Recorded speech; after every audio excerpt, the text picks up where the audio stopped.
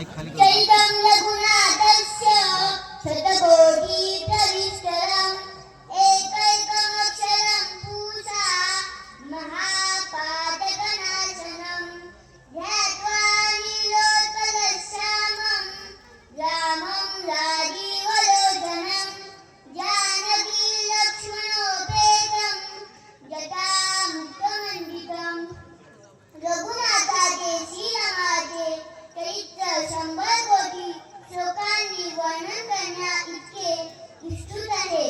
त्यातील एक एक अक्षर सुद्धा माणसाच्या मोठ्या पापांचे नाश करणारे आहे.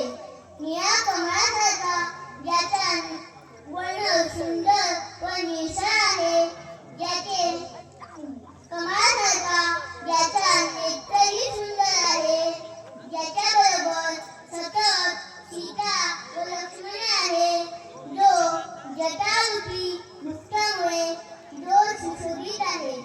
साची तून धनुर्बाण पाणिं नक्तं चरान्तकं स्वलीलया जगत्तातु मागीं भूतमजं विभुं.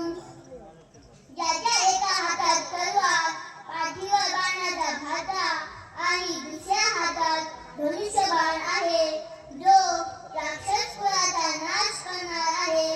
त्याचप्रमाणे सर्वव्यापी विभू व जन्मरहित असूनही स्वतःच्या लीलेने जगाचे रक्षण करण्यासाठी पृथ्वीवर प्रगट झाला आहे.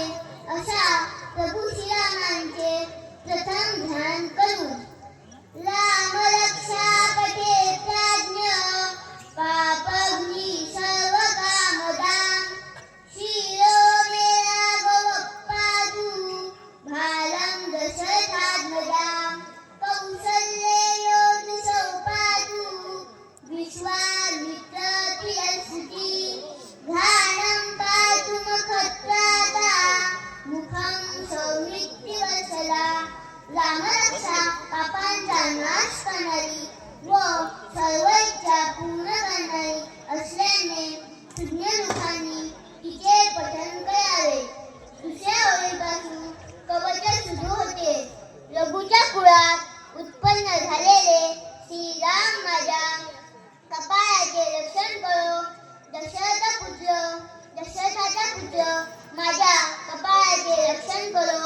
कौशल्याचा पुत्र माझ्या दृष्टीचे रक्षण करो. विश्वामित्र ऋषींना प्रिय असलेले श्रीराम माझ्या कानाचे रक्षण करो. यज्ञांचे रक्षण करणारे श्रीराम माझ्या नाकाचे रक्षण करो. तर सुमित्री